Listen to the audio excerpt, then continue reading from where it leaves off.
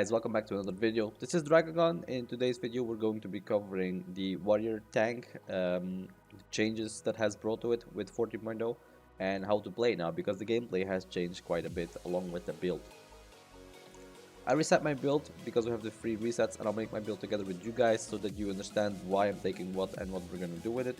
If you already have the build, if you already want to skip this part, the build will be in the description, so you can just copy paste it from there and you can basically skip forward with the timeline to the gameplay to understand how to play the class.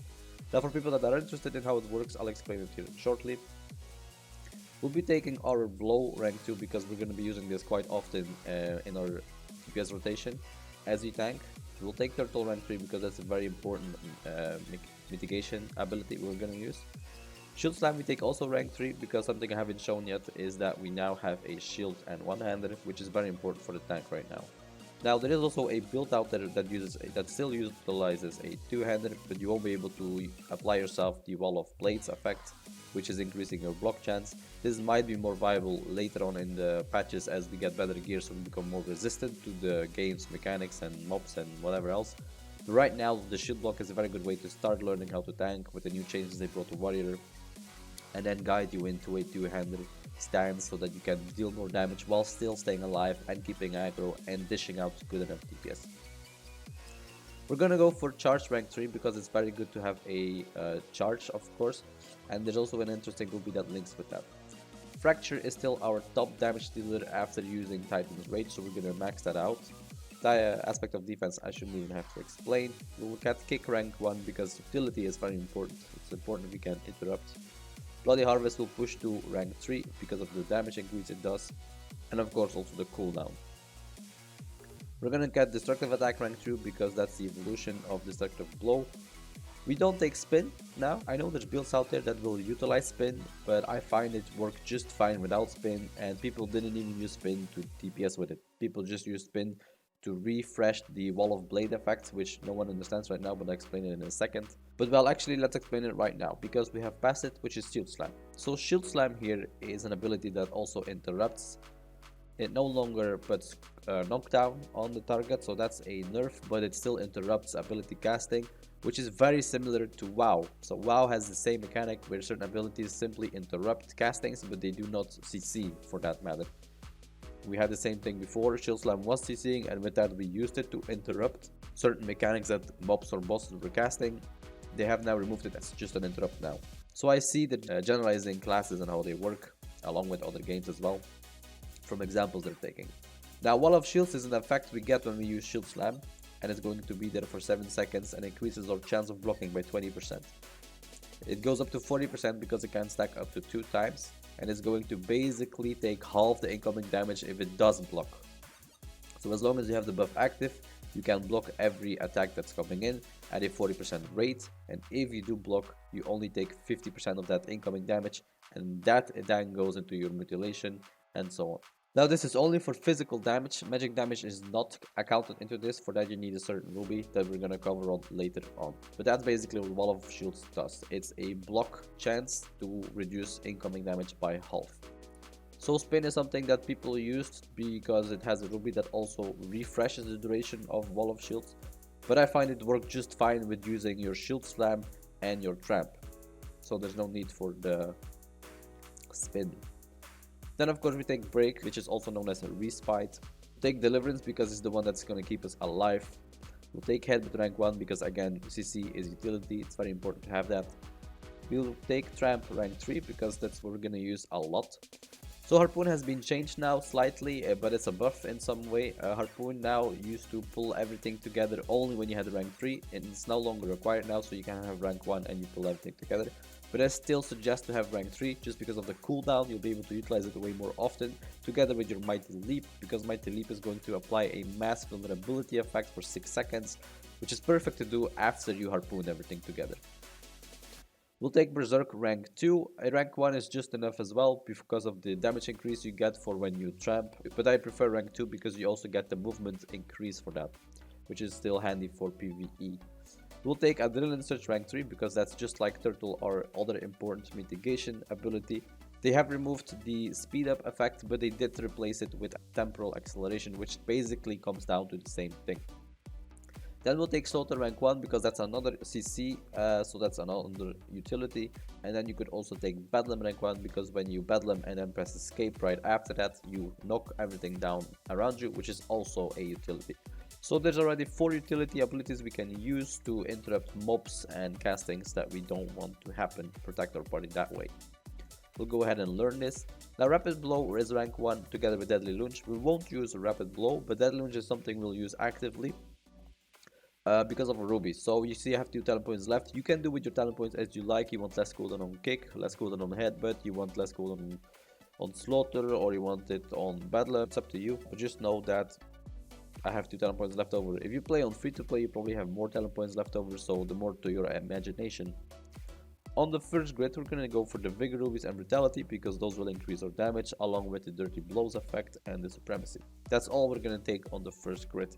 Supremacy is important because it's going to reduce our energy cost from our abilities, which is very well needed, and increases our physical damage dealt because we do everything in physical damage. Moving on to the second grid, we're gonna go for the energy rubies first because energy is something that I find lacking on. We are struggling for energy quite often, or I haven't figured out my perfect rotation yet. The balance between combat advantage and energy, but energy is right now something I struggle with. We're gonna take the second wind, which is a ruby that works with our respite ability, which reduces more mutilation.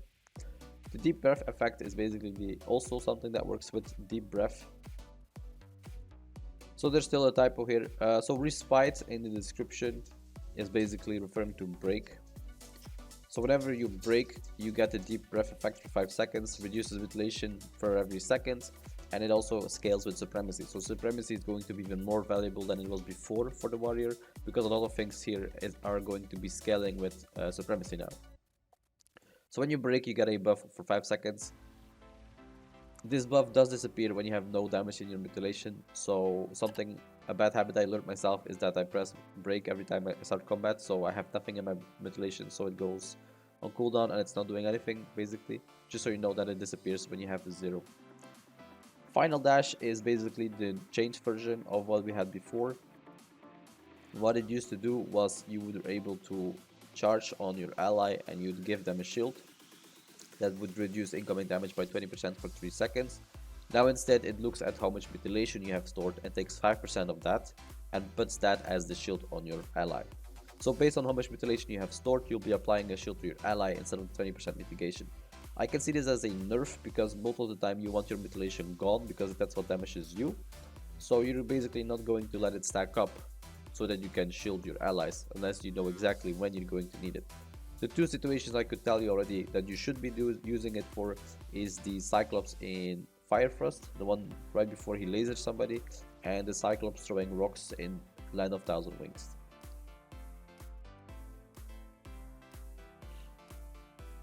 The God of War rubies have been changed as well. Now this is an interesting change. So God of War, for people that didn't know, used to make your charge apply shock on the enemy.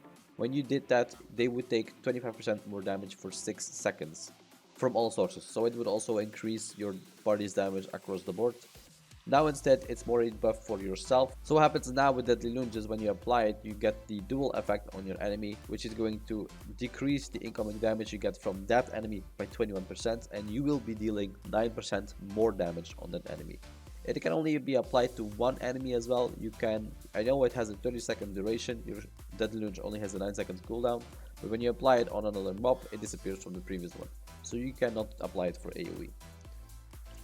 Very interesting buff you have for bosses.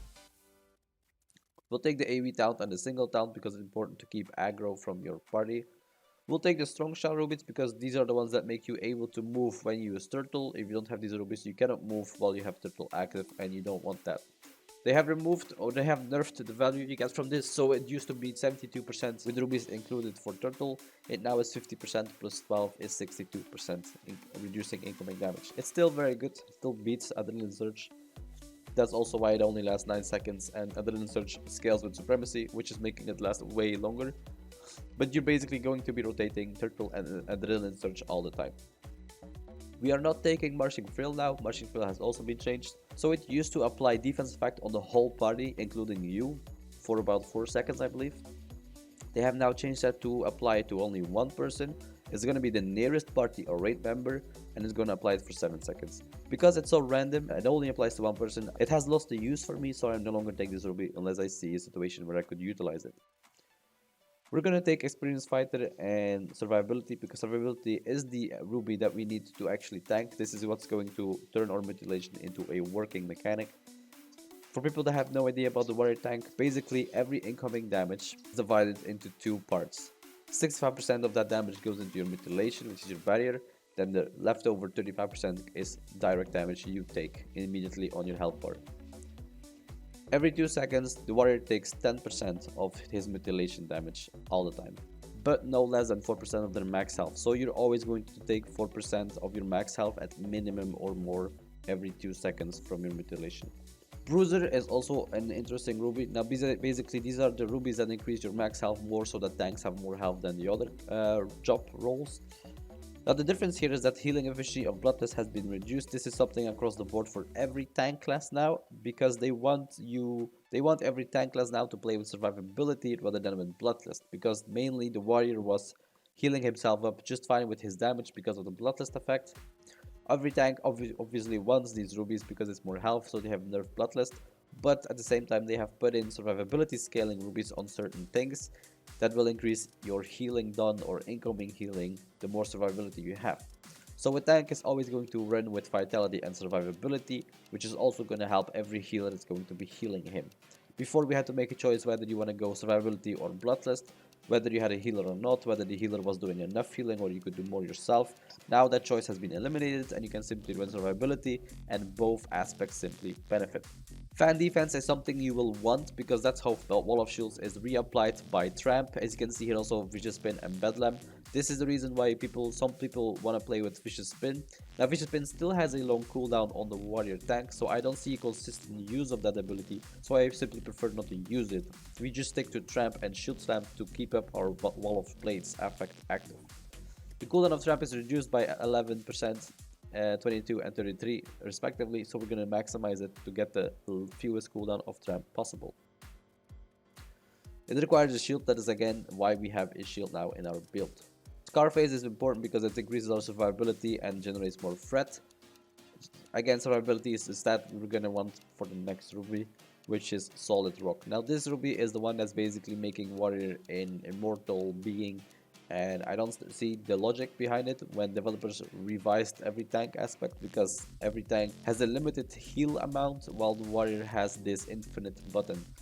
Basically, your Deliverance turns into an infinite healing source that applies a buff for 5 seconds, and if you have rank 2 for 10 seconds, which is healing you by 1.5% per second for 10 seconds. So that's a 15% healing, and it's more because it scales with your survivability. It also scales with your max health, so again, vitality is more important than survivability.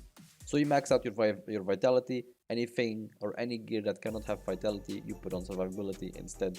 The ruby next to it, Rampant Slayer, is the one that makes it even more ridiculous. Before, Deliverance was more of a backup system for me. It would use energy, which was already a scarce resource, so I would barely ever press it unless I had really a high mutilation barrier. With this ruby, it no longer consumes resources, so it doesn't cost energy, it doesn't cost combat advantage, it's not even on your global cooldown, so you can simply press this every time it's off cooldown, which is 20 seconds.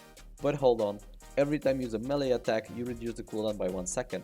A global cooldown is about 1 second, that means that every 10 seconds you press buttons, the cooldown has reduced by 10 seconds, which means it only has 10 seconds cooldown. It lasts 10 seconds. And you got 10 seconds. So you basically have this effect infinitely all the time active. It will always heal you for free, it's not on your global cooldown, and it's always going to be healing you non-stop. If this ain't broken, then I don't know what is. Steel Edge is basically going to help us with the block effect again. Like I said, blocking is going to bring multiple mechanics with them. This ruby is one of them. When you block an attack with the shield, warrior will deal more physical damage to the attacker. It also reduces your mutilation, and it also heals the warrior. So you deal damage, you reduce mutilation, and you heal yourself whenever you block. That is the Wall of Blades is a useful buff effect to have. We take with the shield or on the shield with only rank 1. This is basically making your wall of shields work with magic damage. It's blocking slightly more magic damage than it does physical damage, but the difference is neglectable. We don't take rank 2 or 3 because it only increases your amount of mutilation that you remove by using your shield slam.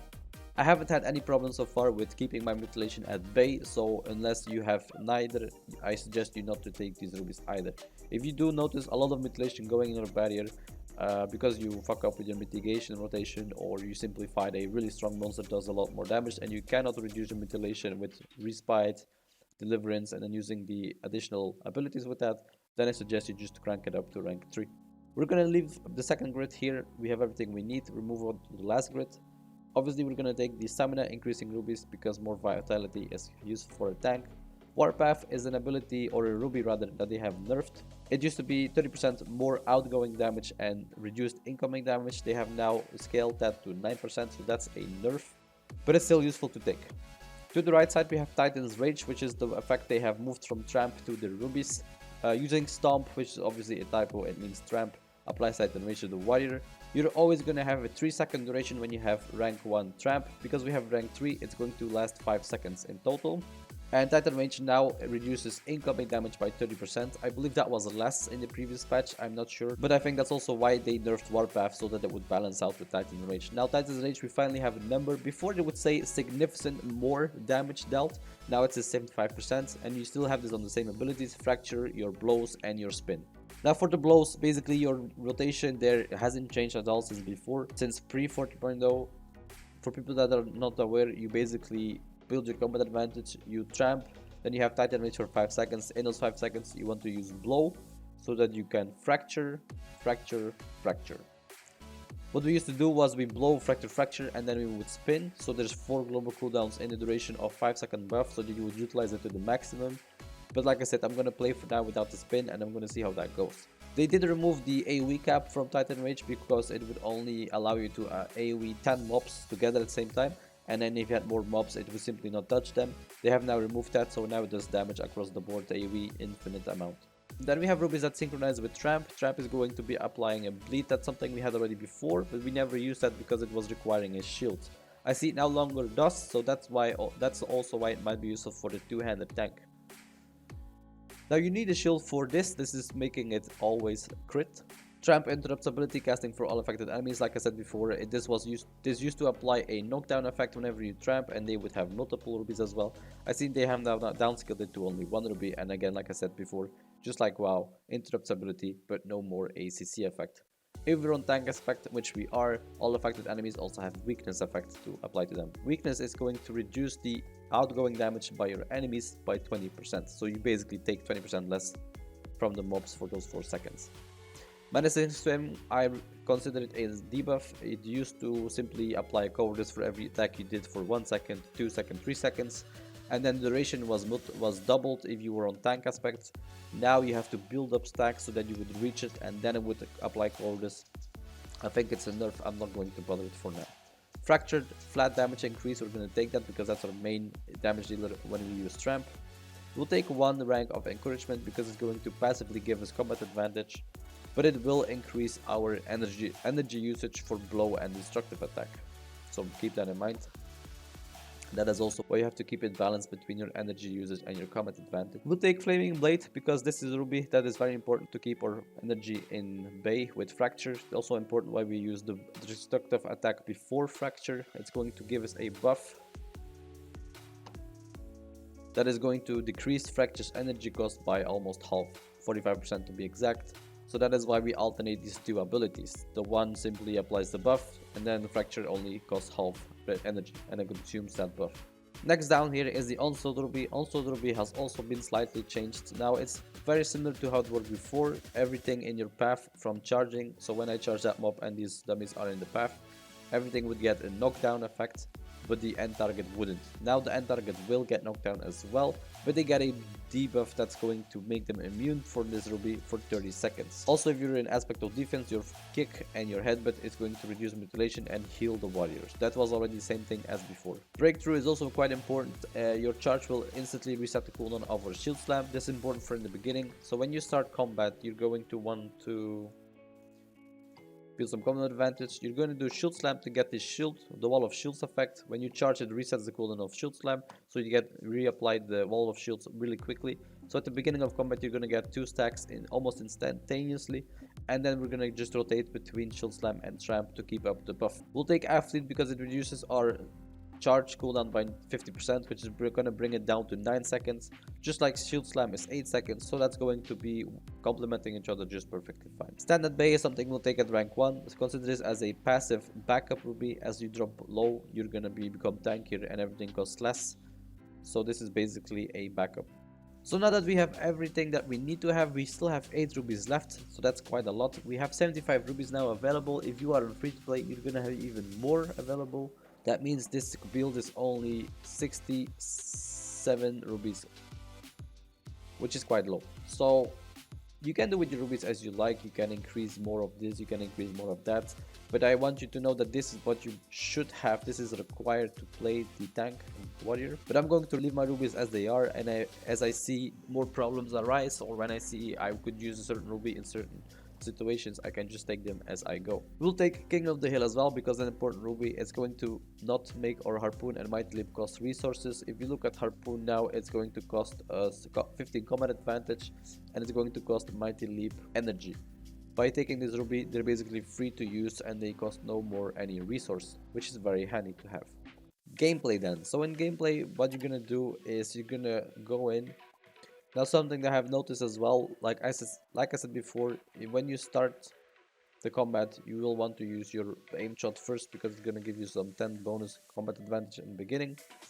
It's gonna help you with some threat as well, but we used to charge always with the charge effect to go in your enemy. Now, because of the shield slam effect and the ability to reset the cooldown when you charge, I would suggest you try to get used to the med leap effect, which is a charge with a 1-minute cooldown, to charge into your enemy rather than using charge, so we can save charge to reset our shield slam's cooldown.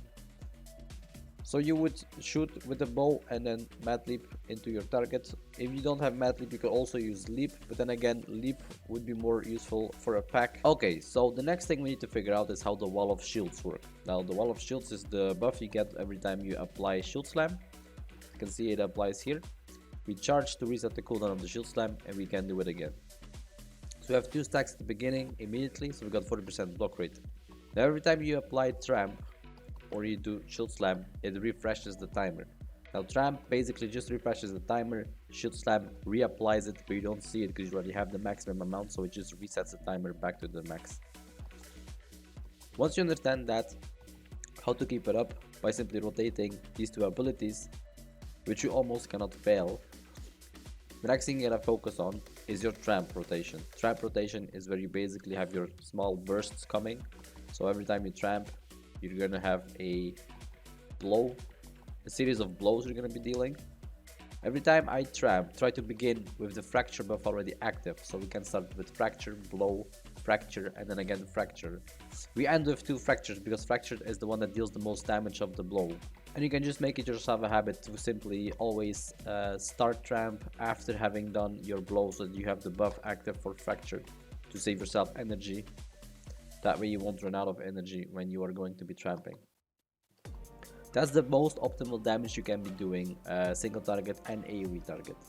In between, as you can see, I'm also doing my deadly lunges to apply the dual effect and the dot. Now the dot, pretty sure, has very little damage, as you can see on DPS meter, but it still contributes. Once you understand that, the next thing you gotta focus on is surviving. Now you'll survive a great deal already by just alternating Adrenaline Surge and Turtle. Your Adrenaline Surge is going to last the longest amount. Depending on how much premise you have, it's going to last longer. And when your Adrenaline Surge expires, you want to do Turtle. The next thing you want to do is Deliverance spam. So like I said before, the global cooldown is removed from this ability, so you can do it all the time. And it's a constant self-heal, because every attack you do is going to decrease the cooldown of Deliverance by 1 second. Every ability you do, every attack you do, even your charge, your shield slam, your deadly lunge, your blows, everything that does damage is going to decrease the cooldown by 1. So you're gonna come down to a 10-second duration. So in short, you'll be able to keep your healing buff active at all times. Tramp does not reduce the cooldown by 1 second, so you are going to have a slight gap of 1 or 2 seconds. And then there's still your utility, so utility is still important as well. We're now in green layer, so there's not much about that, but once blue opens up, the compass is open, rates open, and so on and forth. Utility is going to be important. You have multiple utility abilities you can use to interrupt mobs, to protect your party from getting one shot. You have the kick ability, which is a 4-second stun. You do need combat advantage, so keep that in mind. You have the headbutt ability, but then mostly they instantly start casting their ability again, so it's basically a delay rather than an interrupt. We have the slaughter effect, which is also interrupting, and we have the bedlam, which is also an interrupt. Now tramp is also an interrupt. It has no cooldown on the interrupt, and the cooldown of tramp is only 8 seconds, so this is the most efficient way you can interrupt with, but you have this on a fixed DPS rotation you do as you tank, so it's hard to time this for when they are casting something. See it more like a luck thing that you're gonna have. If something happens and you get to interrupt it with tramp, you just save your other utility abilities. You also have Idols Fires, very good item. You get this from your order NPC. Every 2 weeks you can buy a bunch. Make sure you always have Idols Fires ready, because those are very helpful. And we're going to take a look at the stats. Like I said, for the stats, defensive wise, you want to focus on vitality and survivability. You can see when you hover your mouse over the stats, the items of your equipment are going to glow up by the game, so you can see where those stats can be distributed to. That way you can get it the most. Caution is only on your rings and wrist, because there's no other stats that those give defensive wise. You want 750 supremacy to get the most out of your energy reduction and physical damage dealt. You can push it to 1200 if you want your adrenaline surge to be longer, but in green we don't have much supremacy. I have one item not on supremacy right now, so I don't go past it because I don't need to have a permanent defense for now. For the base stats, I try to go 1-to-1 ratio. So basically, for people that don't understand, you have number 4, which is 100%, and you divide that by 25%, 50%, and 1%. There are variations of it. Other people are going to say different things. Experiment as you go, but this is a safe setup you can go with. Your performance in the game will never be really bad if you have this setup, and you from this, consider this the starting point. If you want to get deeper into this and experiment with it, simply start with this and then start alternating some ratios. I have 100 more here because of the order. Other than that, it's going to be close to 1-to-1. And that's everything I can tell you guys about the warrior tank right now here. I hope you guys learned something today. I hope it was helpful. The next thing I'm going to do is cover the scout, the paladin, and the demonologist. I'm going to cover every tank class and their changes. Gonna take me a bit, but we'll get there. Thanks guys for watching. See you next time. Have a good evening.